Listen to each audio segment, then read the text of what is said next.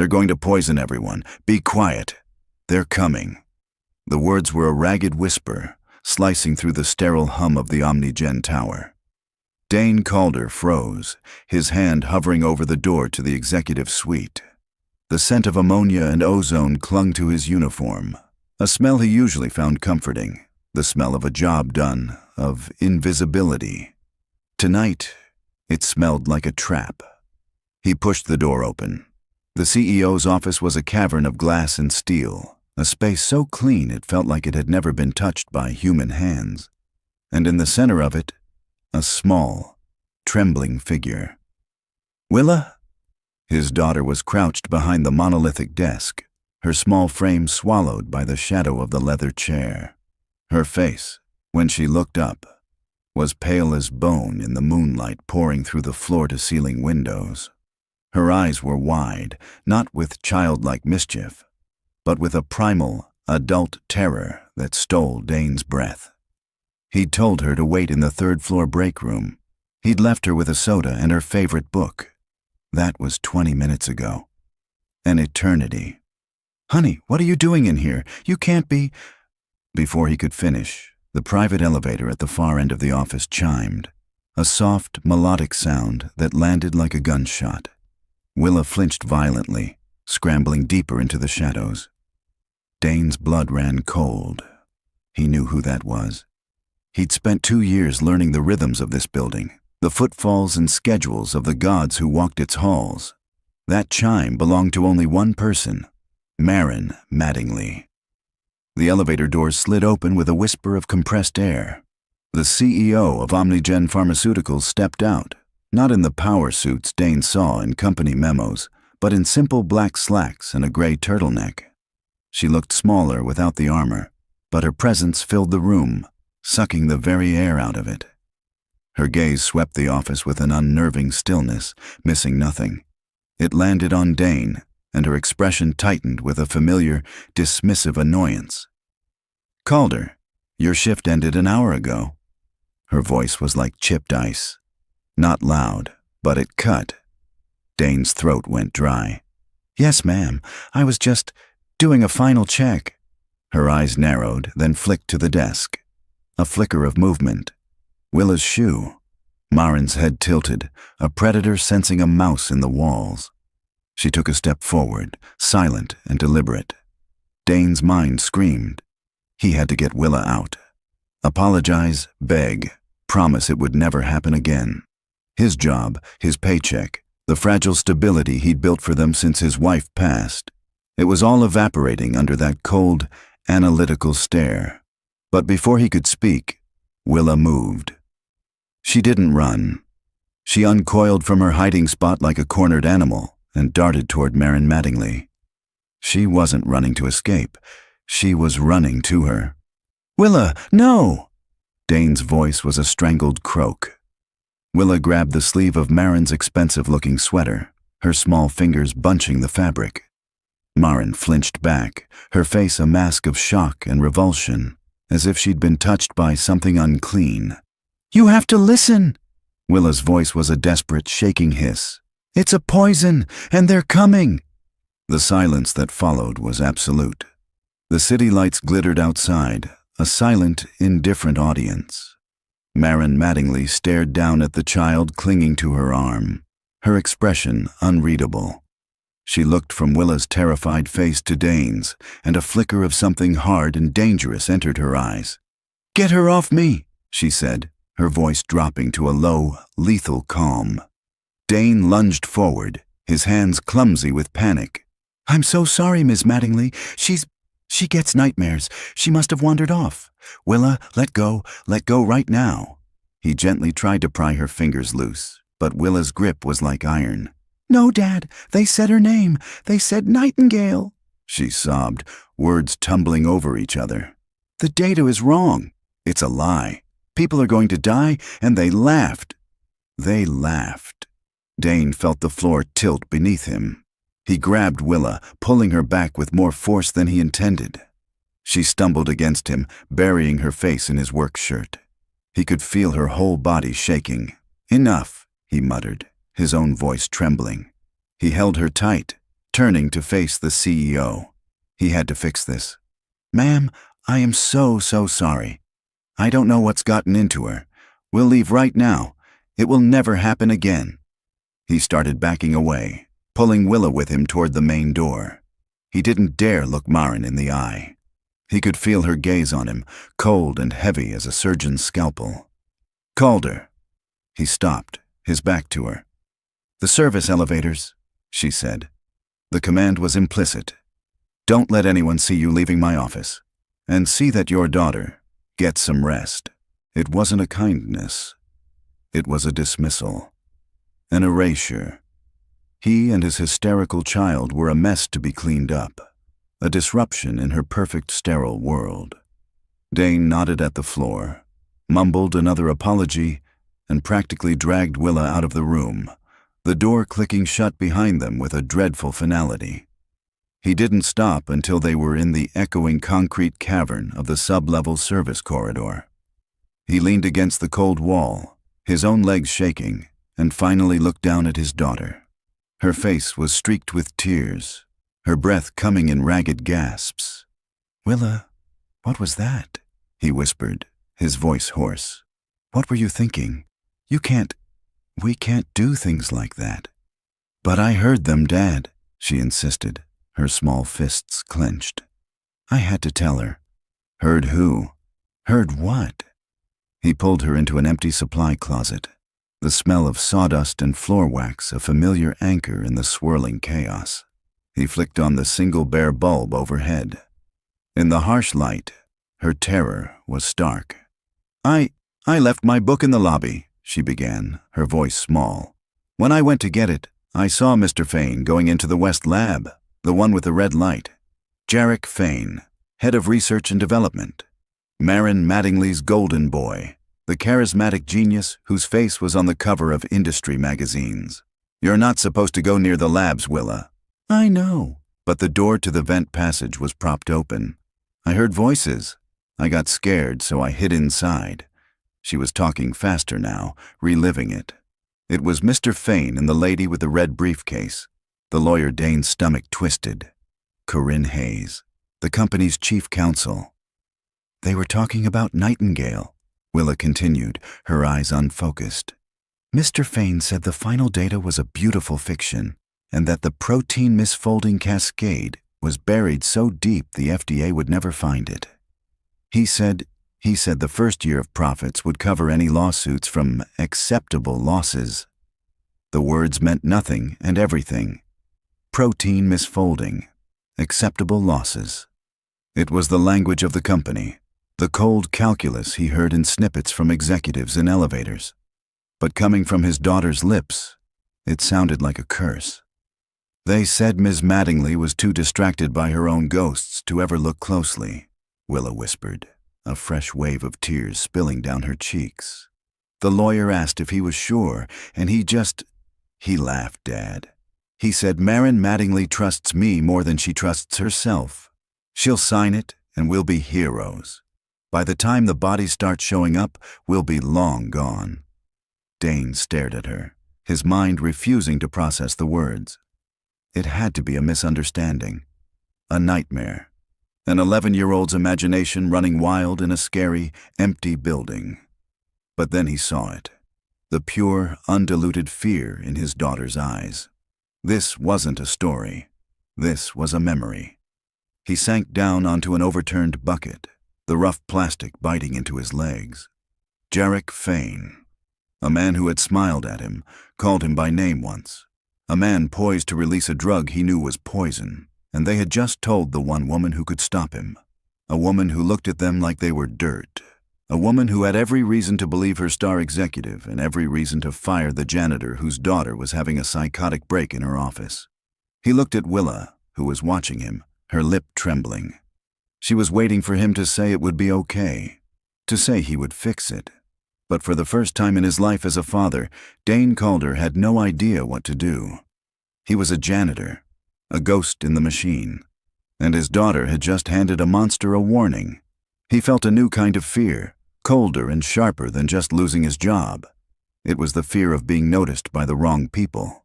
"We go home," he said, his voice a low rasp. "We go home, and we don't say another word about this. To anyone. You understand me, Willa? Not a word." She just stared at him, her eyes begging him to be the hero from the stories she loved. But all he could feel was the terrifying, crushing weight of what she had just done. The ride home was a study in silence. Each rumble of the old sedan's engine felt too loud, each flicker of a passing streetlight a potential witness. Dane gripped the steering wheel, his knuckles white, his eyes darting between the road and the rear-view mirror. He wasn't sure what he was looking for. A sleek, black car?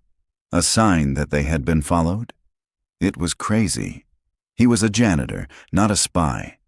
Beside him, Willa was a small, silent statue. She stared out the passenger window, her reflection a pale ghost against the dark, rushing cityscape. She hadn't said a word since the supply closet. The silence wasn't peaceful. It was heavy, filled with the things he'd forbidden her to say. He could feel her disappointment in him, a quiet, sharp pressure that was worse than any accusation. He wanted to tell her he was doing it for her, to protect her, but the words felt like ash in his mouth. How do you explain to a child that sometimes the bravest thing you can do is hide? Their apartment was on the 4th floor of a walk-up that always smelled faintly of stale cooking oil and damp concrete. It wasn't much, but it was their sanctuary. Tonight, it felt like a cage with paper-thin walls.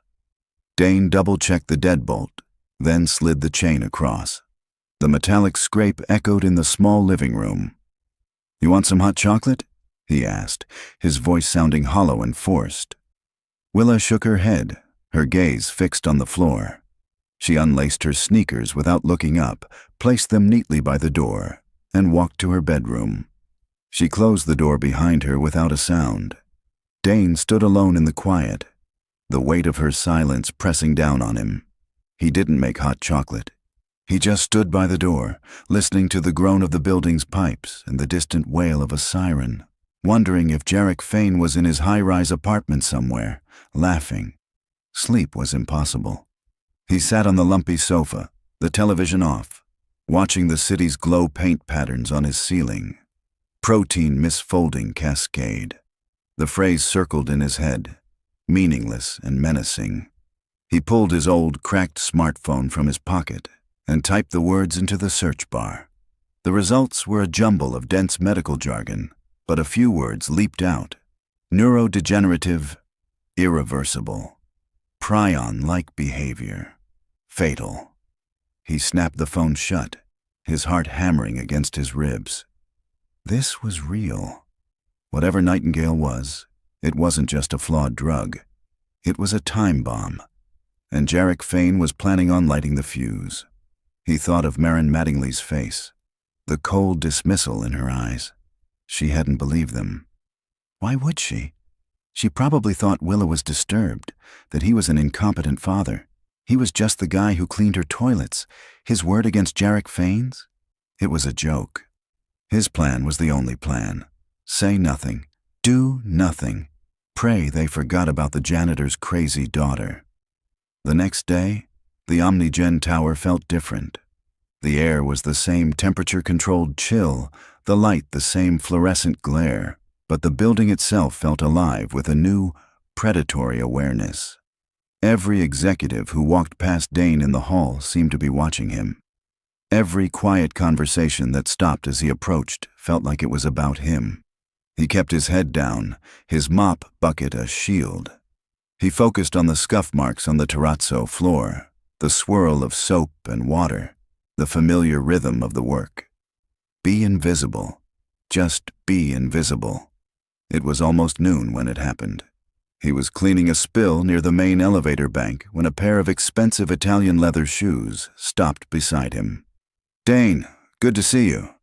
Dane's head snapped up. Jarek Fain stood there, smiling a brilliant white smile that didn't reach his eyes. He was dressed in a tailored charcoal suit, looking every bit the corporate savior. "Mr. Fain," Dane managed, his throat tight. "Working hard, I see. We appreciate that. A clean facility is a productive facility," Fain said, his tone light and friendly. He gestured vaguely toward the executive floors above them. Things can get a little messy sometimes. It's good to have people you can count on to clean things up, quietly. Dane's hands tightened on the mop handle. This was it. "Yes, sir," he said, his voice barely a whisper. Fane's smile widened, but his eyes were cold, drilling into him. "I heard there was a small disturbance up on 40 last night. Some kind of misunderstanding. I hope everything's all right with your family." He paused, letting the words hang in the air. "You have a daughter, don't you? Willa?" The sound of his daughter's name from this man's mouth felt like a physical blow. Dane couldn't breathe. He just nodded, his heart pounding a frantic, trapped rhythm against his ribs. "Cute kid, bright," Fane said, his voice dropping slightly. "It's a dangerous world. It's a father's job to make sure his kids don't wander into places they don't belong, places where they might get confused or hurt." The elevator chimed, arriving with a soft ping. Fane didn't move. He just watched Dane, that terrifying, empty smile fixed on his face. The threat was no longer veiled. It was laid bare on the polished floor between them. "You have a good day, Dane," Fane said finally, and stepped into the elevator. The doors slid shut, leaving Dane alone with the echo of his words. He stood frozen, the mop dripping onto the floor. His plan was in ruins. His hope of being forgotten, of fading back into the background, was gone. Fane knew. He knew they'd heard, and he had just made it crystal clear what would happen if they spoke again. A few minutes later, still reeling, Dane was pushing his cart down a service corridor when he saw a maintenance team working on a security panel outside the West Lab. That was unusual. He slowed down, pretending to wipe down a section of the wall. "What's the problem?" one of the security guards asked the technician. The technician grunted, pulling at a bundle of wires. "No problem. Order came down from the top this morning. CEO's office. Full diagnostic and access log audit for the entire R&D wing.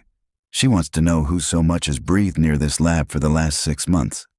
The guard whistled. "Someone in trouble?"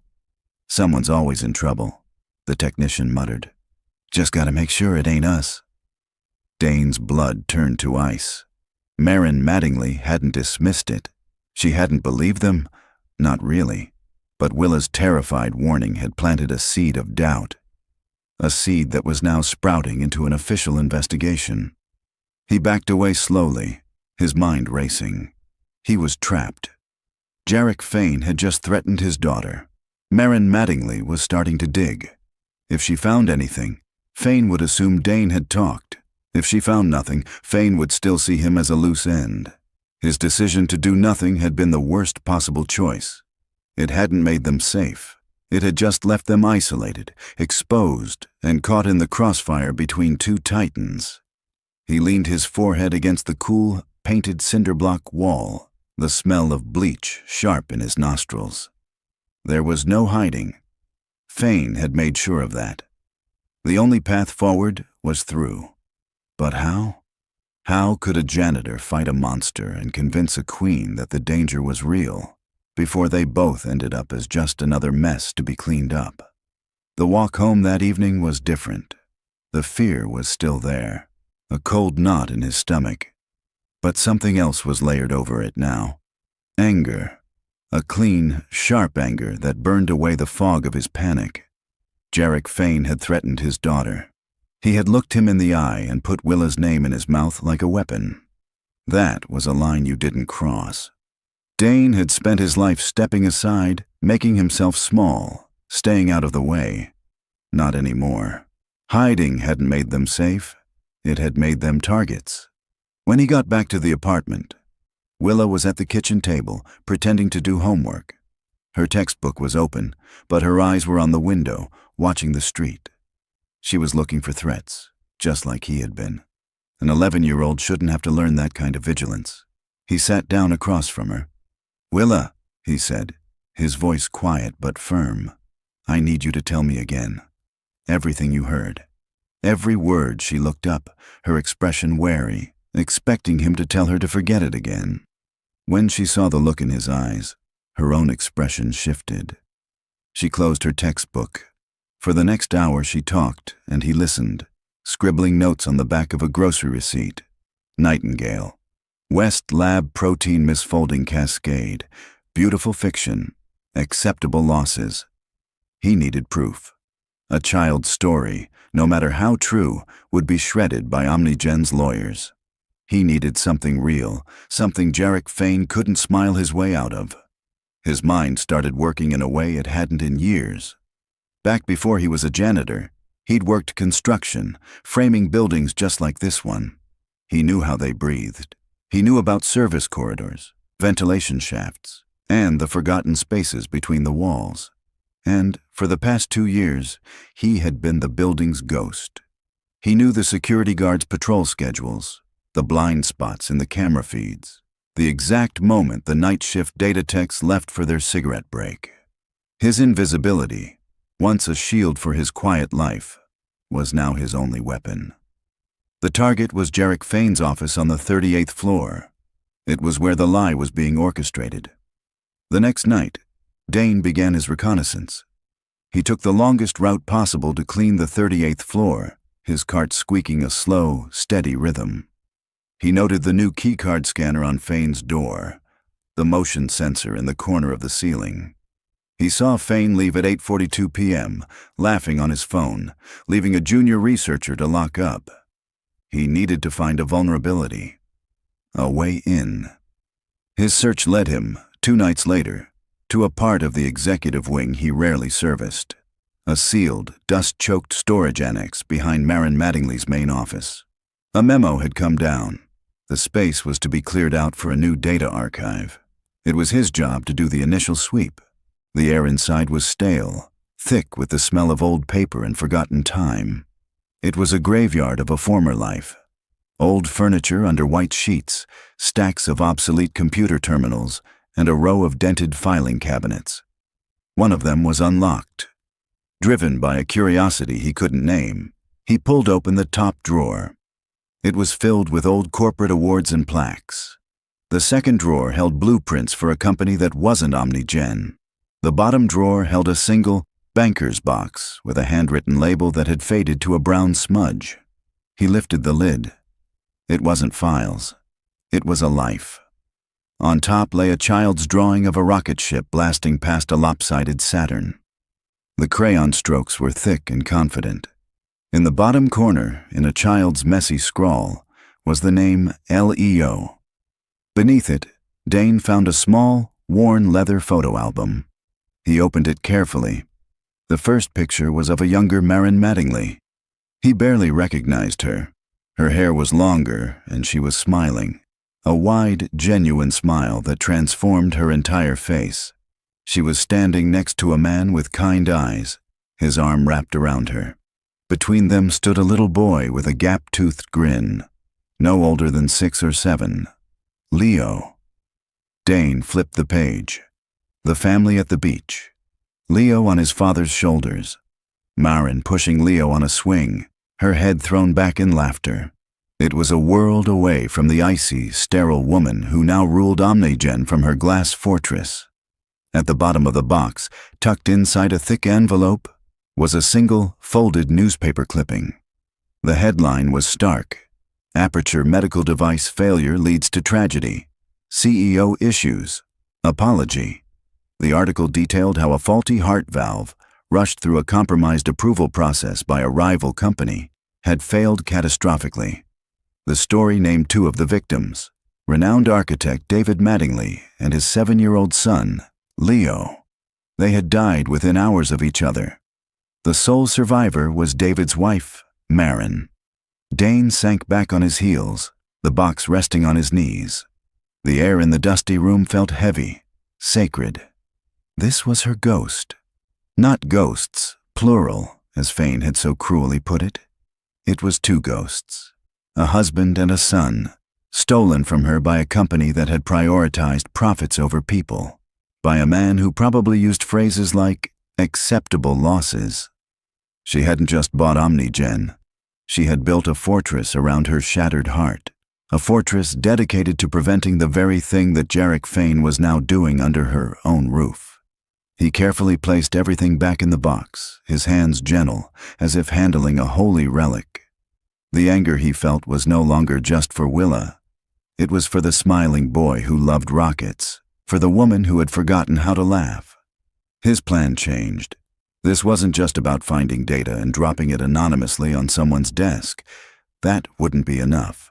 Fane was right about one thing. Marin Mattingly trusted him.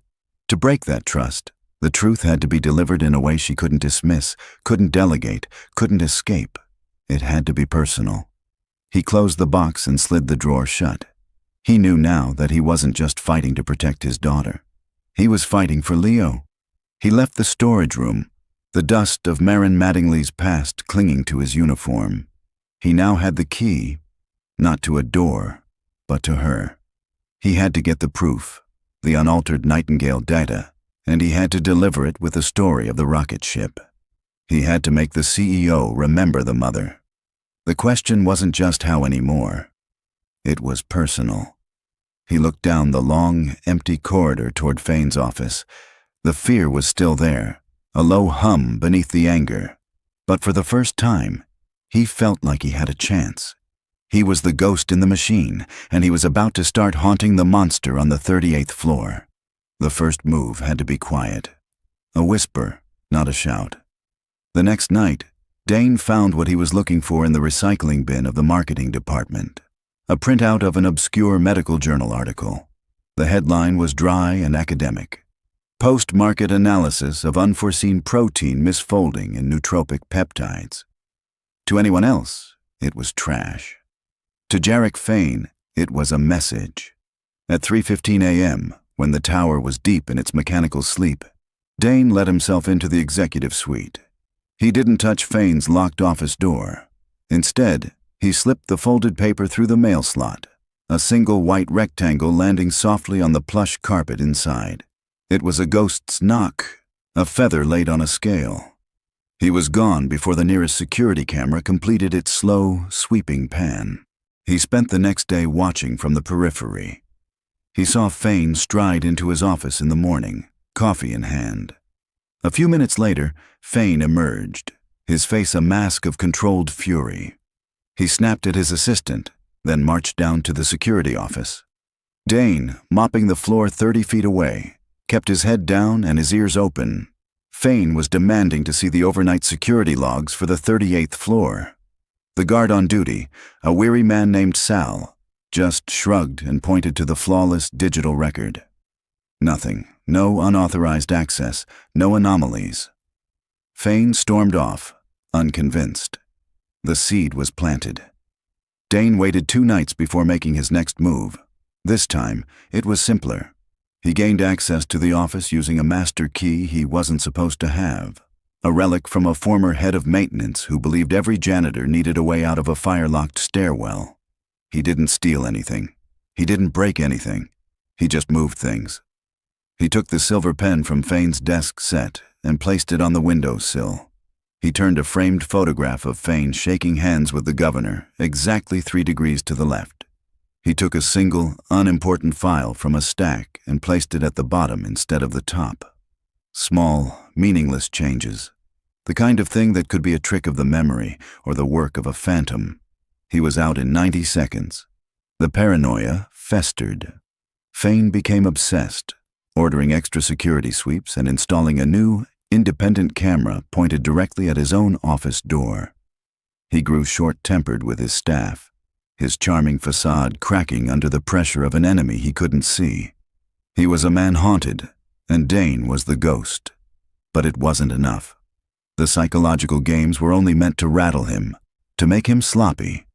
Dane still needed the proof, and it was locked behind a password on Fane's computer. "I'm trying to help," Willa said one evening. She pushed a piece of paper across the kitchen table. It was covered in her neat 11-year-old's handwriting, a list of random words and numbers. I wrote down everything I could remember. Dane scanned the list. Most of it was the technical jargon she'd already told him. But one item near the bottom made him pause. Rocket Man 77. "What's this?" he asked. "I don't know," Willa admitted. When he was on the phone, I think with the lawyer lady, he was complaining about having to change his password again. He said something like, "Fine, it's Rocket Man 77. Happy now?" I thought it was a weird name for a password. Dane stared at the words. Rocket Man 77. A cold dread washed over him as he remembered the child's drawing in the box, the crayon rocket ship, the messy signature, L.E.O. Leo Mattingly was 7 when he died. Jarek Fane, in an act of supreme, sadistic arrogance, was using Marin's dead son as a password. He was hiding his crime behind her ghost. The anger returned, white-hot and clarifying. This ended now. He knew Fane often worked late on Thursdays, preparing for a Friday morning board meeting. He also knew that the sprinkler system on the 39th floor was overly sensitive. A little too much steam from the coffee machine in the break room directly above Fane's office was sometimes enough to trigger a localized sensor fault, which didn't set off the alarms but did require a manual reset from a maintenance hub in the sub-basement. It was a risky, desperate plan. Thursday night, Dane waited. Willa was at a neighbor's, safe. At 10:20 p.m., he saw Fane's lights were still on. Dane made his way to the 39th floor break room. He took a travel kettle from his locker, filled it, and plugged it in directly beneath the shiniest of the ceiling sprinkler heads. As the steam billowed up, he held his breath. For a moment, nothing happened. Then, a small, almost invisible LED on the sprinkler head flickered from green to amber. He didn't wait to see what happened next. He was already moving down the service stairs to the 38th floor, his heart pounding a frantic rhythm against his ribs. He heard a faint, annoyed beep from the floor's security panel, followed by Fane's voice, sharp with irritation, calling building maintenance. This was his window. It would be small. He slipped down the corridor as Fane exited his office, yelling into his phone about incompetence. The moment Fane rounded the corner, Dane was at his door. The new camera Fane had installed was focused on the hallway. The old one on the ceiling was momentarily blinded by the sensor fault alert. He used the master key. The lock clicked. He was inside. The room was cold, smelling of expensive cologne and fear. Fane's computer screen was active, a complex spreadsheet glowing in the dark. A password prompt blocked the screen. Dane's fingers trembled as he typed, ROCKETMAN 77. He hit enter. The prompt vanished. He was in. He jammed a tiny USB drive, no bigger than his thumbnail, into a port on the back of the monitor. He didn't have time to search. He had to trust his gut. He navigated to the most recently accessed files. There it was. A folder labeled simply Internal Review, Q3 Projections. Inside, there were 2 files. One was called Nightingale_final_FDA.pdf. The other was Nightingale raw do not delete.xls raw data, the beautiful fiction and the ugly truth. He dragged the second file to the USB icon. The progress bar seemed to mock him, crawling across the screen at a glacial pace. He could hear voices in the hall now. Fane was coming back, and he was with a security guard. "Come on, come on!" The progress bar filled. A small chime, barely audible, signaled the transfer was complete. He ripped the drive from the port, his movements jerky. He hit 2 keys to lock the screen, then slid back out the door, pulling it shut just as the sound of Fane's footsteps grew louder. He didn't run. He walked, forcing himself into the calm, slow rhythm of a janitor finishing his shift. He merged into the shadows of a service alcove as Fane and the guard strode past, Fane still complaining loudly. Neither of them even glanced his way. He was invisible again. Dane didn't stop walking until he was in the rumbling quiet of the sub-basement, surrounded by the building's humming, mechanical heart. He leaned against a concrete pillar, his body shaking with adrenaline. He pulled the USB drive from his pocket. It was warm to the touch. He had it. He had the truth. He held a monster's secret in the palm of his hand. Now came the hardest part. Walking into the dragon's lair and hoping she would listen. The USB drive felt like a small, hot coal in his pocket. For 2 days, Dane said nothing. He went to work, he pushed his cart, he mopped the floors, his face a mask of practiced emptiness. He was waiting for the right moment, a moment when Maren Mattingly was isolated, before the day's armor had fully settled into place. He knew she arrived every morning at 6:15 a.m. on the dot. She didn't use the garage. Her driver dropped her at the front entrance of the tower. For a few minutes, she was just a woman walking through a vast, silent lobby, the echo of her heels the only sound. That was the place. That was the time. But the data wasn't enough. He needed to break the spell Jarek Fane held over her. He needed to make it personal. The night before his planned confrontation, he made one last trip to the dusty storage annex. His hands trembled as he lifted the lid of the banker's box. He reached past the photo album and the old awards and gently lifted out the child's drawing of the rocket ship. Folding the brittle paper felt like a desecration. He slipped it into the inside pocket of his jacket, a piece of stolen grief resting against his heart. The next morning, the air was crisp and cold. The sky was the color of steel, just beginning to soften at the eastern edge. At 6:05 a.m., Dane stood in the shadows of the Omnigen atrium. The cavernous space was all polished marble and glass, and the pre-dawn light made it feel like the inside of a glacier. He wasn't a janitor anymore. He was a man waiting for an ambush. At precisely 6:14, a black town car pulled up to the curb. Maren Mattingly stepped out. She walked with a brisk, determined rhythm, her gaze fixed straight ahead, already in a boardroom that was hours away. Dane stepped out from behind a thick marble pillar directly into her path. She stopped dead, her eyes widening for a fraction of a second before narrowing into slits of pure fury. "Calder, you have 5 seconds to explain why I shouldn't have security escort you out of this building and into unemployment." Dane's heart was a frantic drum against his ribs, but his voice came out steady. He didn't say a word. He just reached into his jacket and pulled out the folded crayon drawing. He held it out to her. The effect was instantaneous and devastating. The anger in her face didn't just vanish. It shattered, replaced by a raw, gaping vulnerability. Her breath hitched.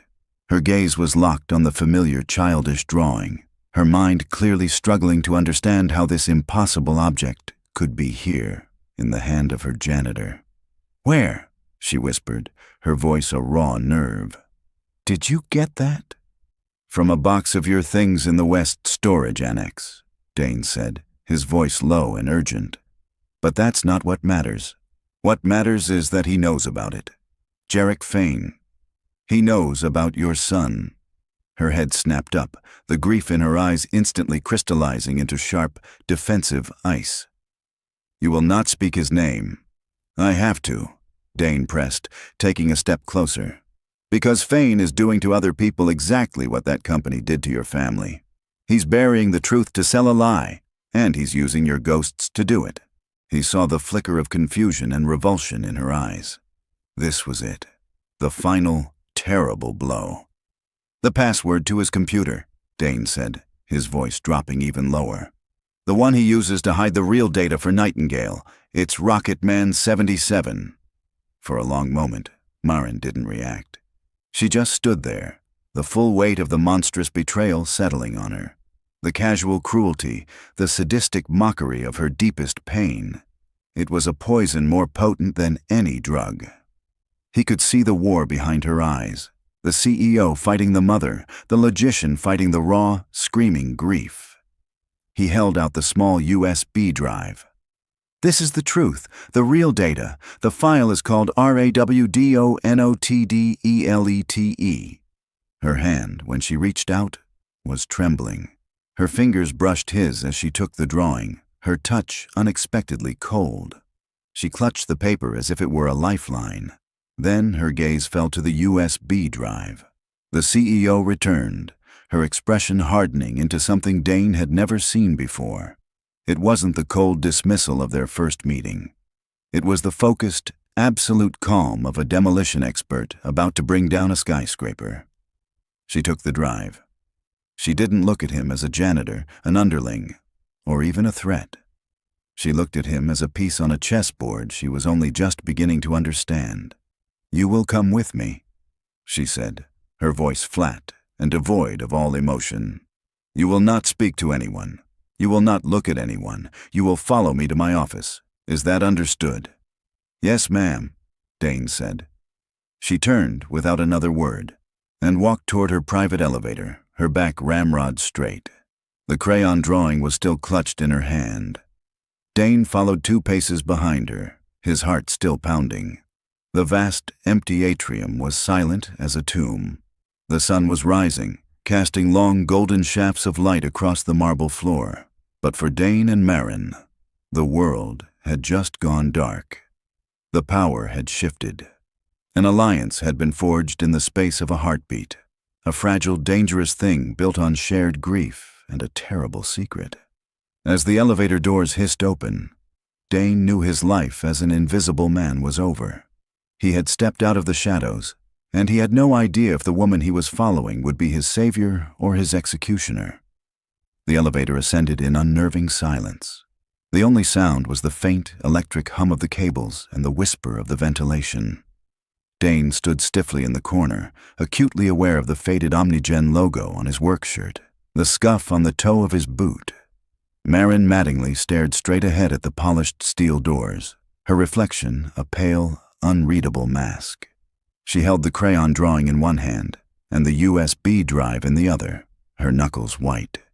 She was holding the ghost and the weapon. They stepped into her office. The sun was now fully risen, flooding the room with a bright, clinical light that left no room for shadows. It felt like an operating theater. She walked directly to her desk, a vast expanse of dark, polished wood, and set the drawing down with reverent care, placing it to the side. Then her movements became sharp and precise. She sat, powered on her computer, and inserted the USB drive. Her face was illuminated by the screen's cool light. Dane stood by the door, his own breathing unnaturally loud in the silent room. This was the moment his desperate gamble either paid off or detonated. He watched her navigate to the drive. A single folder appeared. Internal Review, Q3 Projections. She clicked it. 2 files materialized. Her eyes lingered for a fraction of a second on the second name, Nightingale. Raw do not delete.xlx. She opened it. The screen filled with a dense grid of numbers and acronyms. It was a language Dane didn't understand, but Marin read it fluently. Her eyes scanned the columns, moving faster and faster. He saw a muscle in her jaw twitch. She scrolled down, her focus so intense it felt like a physical force. Then she stopped. Her cursor hovered over a single block of cells highlighted in a faint yellow. The heading read, Post-Trial Cohort B, Neurodegradative Anomalies. Beneath it, a column at the end was filled with a single chilling word, Terminal. For a single moment, Marin broke. It wasn't a sob. It was a sharp, silent intake of breath, a shudder that ran through her body. She closed her eyes, her free hand clenching into a fist on the desk. One word escaped her lips, so quiet it was barely a sound. Leo. The name hung in the air, a sliver of profound grief in the sterile office. Then, as quickly as it had appeared, the crack in her armor sealed. She opened her eyes. The mother was gone. The CEO was back, but transformed. The cold, dismissive ice had been replaced by the white-hot, silent rage of a star collapsing in on itself. She swiveled her chair to face him, her eyes like black diamonds. "Tell me," she said, her voice a low, controlled whisper. "Tell me everything. Start with my janitor's daughter in my office and do not leave out a single word." Dane met her gaze, his fear replaced by grim certainty. He recounted everything. Willa hiding in the ventilation passage, the cruel words she overheard, Fane's chilling threat in the lobby. He detailed the psychological games, the planted article, the moved objects, and the final, sadistic clue of the password. He laid the entire story bare, his voice even and factual, not as a plea for help, but as a battlefield report. When he finished, Maren stared at him, her expression unreadable. She was processing not just his words, but the years of lies that had led to this moment. She had mentored Jarek Fain, championed him, and he had turned the company she built to honor her family into their tomb. "He threatened your daughter," she said, her voice flat. "He used mine as a key to his vault of secrets. This is no longer about corporate fraud." She stood and walked to the window, looking out at the city below. "For years, I have managed this company with logic and reason. I built walls of protocol to keep the ghosts out." She turned to face him, her eyes burning with a terrible, clarifying light. "Jarek Fain just reminded me why those ghosts are there. He reminded me what it is I'm supposed to be fighting for." She walked back to her desk. "Calling the authorities is not our first move. Fain is smart. He has insulated himself. A direct accusation would trigger a war we are not equipped to win. He would bury this data, discredit you, and paint me as a grieving, unstable woman. We need more than the truth. We need a confession." "He'd never confess," Dane said. "Oh, he will," Maren replied, a faint, chilling smile touching her lips. "Men like Jarek Fain are suffocated by their own arrogance. He believes he is the smartest person in any room. We are going to build a room he can't escape, and then we are going to let his own ego burn it to the ground." She looked at Dane, truly seeing him now, not as an employee, but as the only person in the world she could trust. "He underestimated you, Calder. He saw a janitor. He didn't see a father. And he underestimated me. He saw a ghost. He forgot that I'm the queen of this goddamn tower." She leaned forward, her hands flat on the desk. "Jarek Fain thinks he's playing a game. He's about to learn what happens when you play against someone who has nothing left to lose." Maren's office became a war room. She moved with a purpose that was terrifying to behold, her grief channeled into a laser-focused strategy. "Fain's arrogance is his primary vulnerability," she stated, pacing before the large window. "He believes he has created a perfect crime. We will not disprove that. We will allow him to celebrate it." She stopped and turned to Dane. "He's scheduled to give a final presentation on Nightingale to the board Friday. We're moving it to tomorrow morning. I'll announce an accelerated approval. It will make him feel invincible. He'll come to that meeting ready for a victory lap." "And you'll show them the real data?" Dane asked. "No," Maren said sharply. "The board is loyal to profit. Data can be argued, delayed, sent to a committee. A confession cannot. I need him to confess on tape in front of them all." She opened a drawer and produced a small, velvet-lined box. Inside lay 3 devices, no bigger than buttons, and a pen that looked deceptively ordinary. Military-grade, encrypted audio and video, undetectable by any commercial sweep. "This is your task, Dane." She pushed the box toward him. "The main boardroom, one in the smoke detector, one in the base of the floral arrangement that will be delivered this afternoon. The pen goes in the holder at Fain's seat.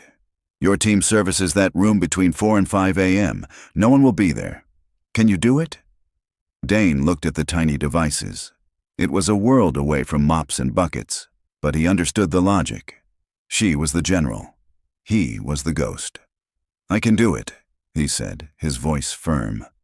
"Good," she nodded, already moving to her next objective. "Now, for his legal shield." She pressed a button on her intercom. "Get me Corinne Hayes." A moment later, the lawyer's smooth voice filled the room. "Maren? What's going on?" "Geneva," Maren said, her tone a perfect imitation of controlled panic. "Our beta blocker patent is being challenged. I need you on the ground, now. The company jet leaves in 3 hours. 3 hours. Maren, the Nightingale meeting is tomorrow. Nightingale is dead if we lose this patent, Corinne. This is not a request." The line went dead. Marin looked at Dane, a flicker of grim satisfaction in her eyes. The snake is now without its fangs. The rest of the day was a blur of calculated maneuvers. Dane watched from the hallways as a storm of Marin's making swept the executive floors. He saw the memo about the accelerated meeting land, and saw the triumphant, smug expression on Jarek Fane's face as he read it. He saw Corinne Hayes rush from her office, a look of frantic confusion on her face, trailed by an assistant. Fane was being isolated, his confidence inflated. The trap was being set. At 4:30 the next morning, the OmniGen Tower was a tomb. Dane entered the main boardroom, his janitor's cart rolling silently across the carpet. His heart hammered against his ribs. This was the most important cleaning job of his life. His hands were surprisingly steady. He climbed a small stepladder and popped the cover off the smoke detector. The first button-sized camera snapped into place, its tiny lens invisible. He embedded the second device deep within the foam base of the new floral arrangement. Invisible. Finally, he walked to the head of the table where Fane would sit. He swapped the ordinary pen with the one Marin had given him, aiming the microscopic lens directly at Marin's seat. He stepped back. The room was perfect, pristine, and ready. It was a stage, and he had just hidden the cameras for the final act. He sent a one-word text to the burner phone Marin had given him. Ready. Her reply was instantaneous. He is on his way up. Be invisible. Dane slipped out a service door just as he heard the main elevator chime. He retreated to a small utility closet down the hall with a view of the boardroom entrance. The board members began to arrive, followed by Jarek Fane, glowing with a supreme confidence that seemed to suck the energy from the hallway. Last to arrive was Marin.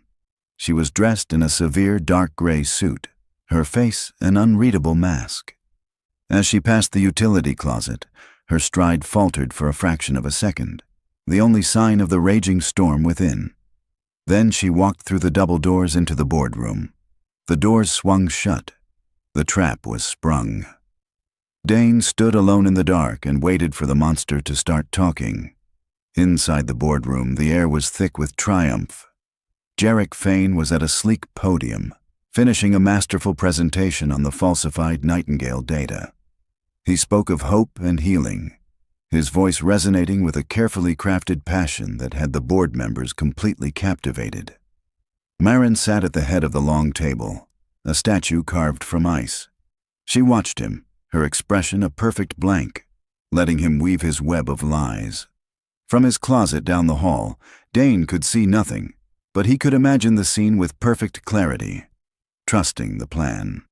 And so, Fane concluded, his brilliant smile directed at Marin.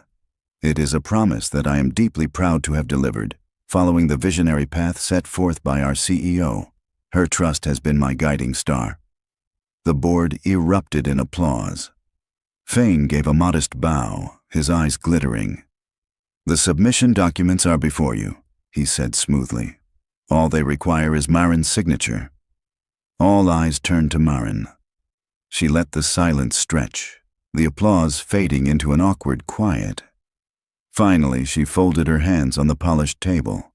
A truly remarkable presentation, Jarek, she said, her voice calm and even. Inspiring. Fane's smile widened. Thank you, Marin. We did it. You did, she agreed. She paused, tilting her head slightly. Tell me, just for the final record, what did your models project for acceptable losses? Fane's smile faltered. The question was unexpected, the language cold. He gave a short, dismissive laugh. Marin, that's just grim industry jargon. There are no losses here. As the data shows, Nightingale is virtually flawless. Virtually, Marin repeated softly. But not entirely. I was reviewing the raw data last night. I had a question about the protein misfolding cascade you noted in Cohort B. Was that not a concern? The blood drained from Jarek Fane's face. He stared at her, his mind racing. His charm began to fray. The raw data can be misleading. That was a statistical anomaly, a ghost in the machine. The final data is the truth. Is it? Marin asked, her voice still unnervingly calm. Or is it just a beautiful fiction? Fane recoiled as if struck. He shot a desperate glance around the room, but his legal shield, Corinne Hayes, was an ocean away. He was alone. His composure cracked. Marin, I think your caution is getting the better of you, he said, his voice taking on a sharp, condescending edge. We can't let past tragedies dictate our future. It was a vicious, calculated jab, an attempt to use her grief to silence her. Marin's expression did not change. She held his gaze, her eyes cold and steady. My past is precisely why I am so meticulous, Jarek. It taught me to look for monsters in the details. She leaned forward, her voice dropping to a conspiratorial whisper that every hidden microphone would capture perfectly. It's a shame you didn't learn the same lesson. You really should have chosen a more secure password than Rocketman 77. The name landed in the silent room like a lit stick of dynamite.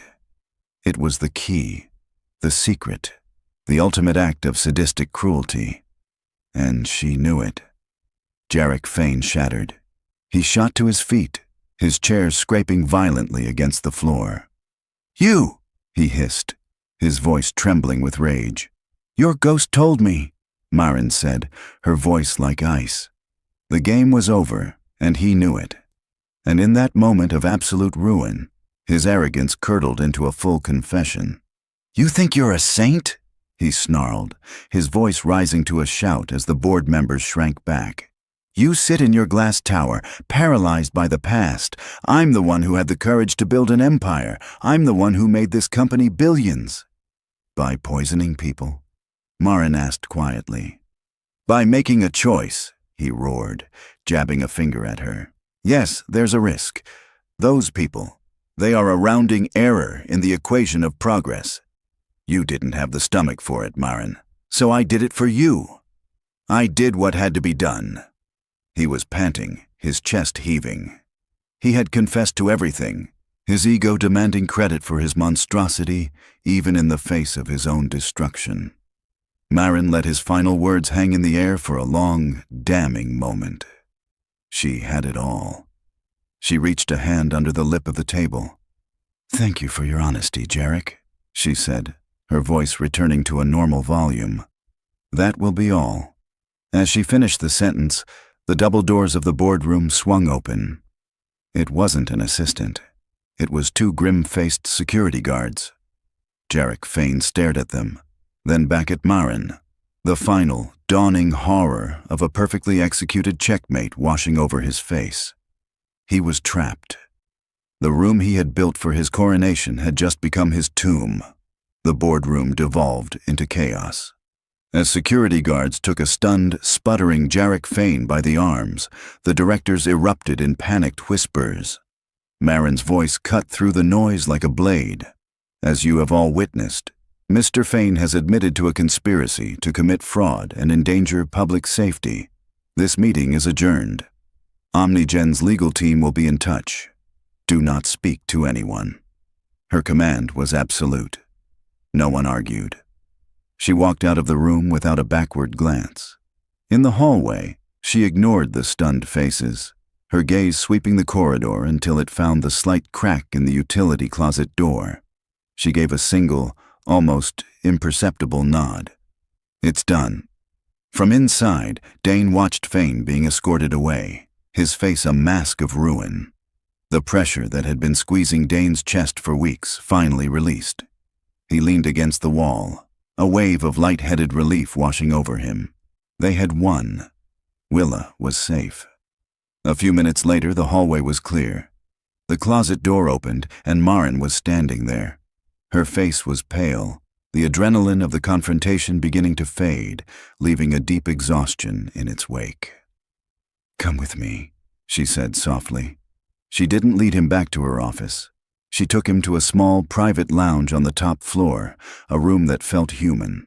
She gestured for him to sit and poured 2 glasses of water, her hands not quite steady. The FBI is on their way, she said, her voice quiet. With the recordings and his statement in front of the board, He will not see the outside of a federal prison for a very long time. "It's over," Dane said, the words feeling unreal. "It's over," she confirmed. She sank into the chair opposite him, the formidable CEO armor finally dissolving. "You saved this company, Dane. More than that, you saved an untold number of lives. You and your daughter." She looked at him, her eyes clear and direct. "How is she?" "She's scared," Dane admitted. "But she's strong." "She is brave," Marin corrected him gently. "Bravery isn't the absence of fear. It's acting in spite of it. She gets that from her father." Dane didn't know what to say. He just nodded, a lump forming in his throat. "Your life as a janitor at OmniGen is over," Marin said finally. Dane's heart skipped a beat, but she quickly added, "I don't mean you're fired, Calder. I mean you are radically overqualified for the position. You've demonstrated an integrity and a knowledge of this building's inner workings that is remarkable." She leaned forward. "I'm creating a new position. Director of Internal Oversight. You'll report directly to me. Your job will be the ghost, to watch, to listen, to find the problems before they become catastrophes, to be the conscience of this company. I need someone I can trust. After today, the number of people on that list is down to 1. Dane stared at her, overwhelmed. A week ago, he was terrified of being noticed. Now he was being offered a seat at the table. He thought of Willa, of a future where they would be safe. "All I wanted," he said, his voice thick with emotion, "was to make sure my daughter was safe." "And you did," Marin said softly. "Now you can make sure everyone's daughter is safe." She stood and went to her briefcase, taking out the crayon drawing of the rocket ship. She held it out to him. "I believe this belongs in your home," she said. "It was a reminder of a promise I had forgotten how to keep. You kept it for me." Dane took the drawing, his fingers tracing the faded lines. "Go home, Dane," Marin said. "Go home to your daughter. Tell her the monsters are gone. Take the rest of the week off. We'll talk about your new position on Monday." He stood, feeling like he was moving through a dream. He walked to the door, then paused and looked back. She was standing by the window, looking out at her city. For the first time, she didn't look like a queen in her tower. She looked like a woman who was finally, after a long and terrible winter, beginning to thaw. "Thank you, Ms. Mattingly," he said. "Thank you, Dane," she replied, without turning around. He walked out, leaving her to her quiet victory. As he rode the elevator down, the weight of the tower, of the secrets and the fear, fell away. He stepped out into the lobby, and for the first time in a long time, he was just a man. A father on his way home to his daughter, with good news to tell. When Dane opened the door to their apartment, the first thing he saw was Willa at the kitchen table, her small shoulders tense. She looked up, her eyes huge and questioning. He closed the door, shutting out the world of OmniGen. He walked to the table and sat down, pulling the folded crayon drawing from his pocket. He smoothed it out on the worn laminate surface. The rocket ship, bright and hopeful, seemed to glow in the afternoon light. "It's over, sweetie," he said, his voice thick. "The monster is gone." Willa's face crumpled, the fear she'd been holding in finally breaking. Tears of relief streamed down her cheeks. She launched herself into his arms, burying her face in his chest. Dane held her tight, his own eyes burning. "You were so brave," he whispered into her hair. "You heard something terrible, and you were brave enough to speak up. You saved a lot of people today, Willa. You're a hero." She looked up at him, her face tear-streaked but shining. "Are we safe now, Dad?" He smoothed her hair back from her forehead. "Yeah," he said, the word feeling bigger and more solid than any he had ever spoken. "We're safe now." The autumn that followed was different. Dane Calder, the janitor, ceased to exist. In his place was Dane Calder, Director of Internal Oversight. His office wasn't on the executive floor, but in a quiet corner of the building with a view of the park. His job was to walk the floors, to listen, to be the building's conscience. Willa's nightmares faded, replaced by dreams of soccer tournaments and science fairs. The tense, watchful look in her eyes was gone, replaced by the easy brightness of a child who feels secure. Marin Mattingly changed too. The icy shell thawed. The fortress she had built was still there, but she had opened the gates, her son's memory now a standard of integrity, not just a source of pain. 3 months later, she announced the creation of the Leo Mattingly Foundation, dedicated to advocating for victims of corporate medical fraud. The dedication ceremony was held in the park across from the Omnigen Tower. Dane and Willa stood in the small crowd as Marin took the podium. She spoke of the sacred trust a company has with the public. Then her eyes found Dane's. True integrity, she said, her voice clear and strong, is not always found in the boardroom. Sometimes it is found in the quiet courage of a single voice that refuses to be silenced. That is the standard to which we will now hold ourselves. After the speeches, Marin walked over to them, crouching to be at eye level with Willa. "I never properly thanked you," she said softly. "That's okay," Willa said. "You listened. That's all that mattered." Marin smiled, a real, warm smile. "I have something for you." She handed Willa a long gift-wrapped box. Inside was a beautiful high-powered telescope. "I thought the person who saved my work should be able to see the stars," Marin explained. Willa's eyes widened in awe. "Wow," she breathed. A moment later, she asked, "So, are you going to come over for pizza? Dad makes the best pepperoni." Dane's breath caught, but Marin didn't hesitate. "I would love that," she said. "I'll even bring the soda."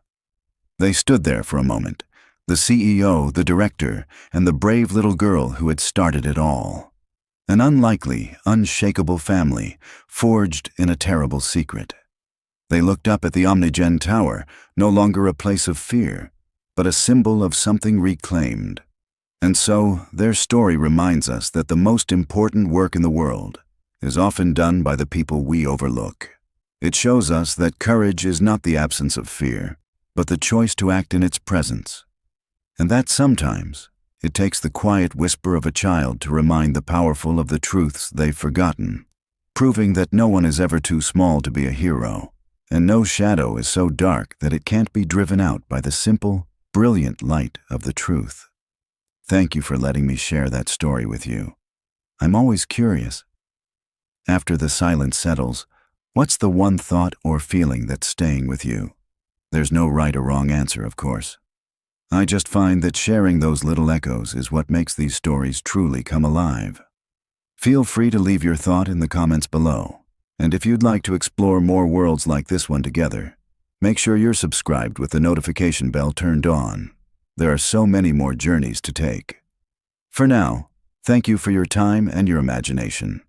It means the world. I'll see you in the next chapter.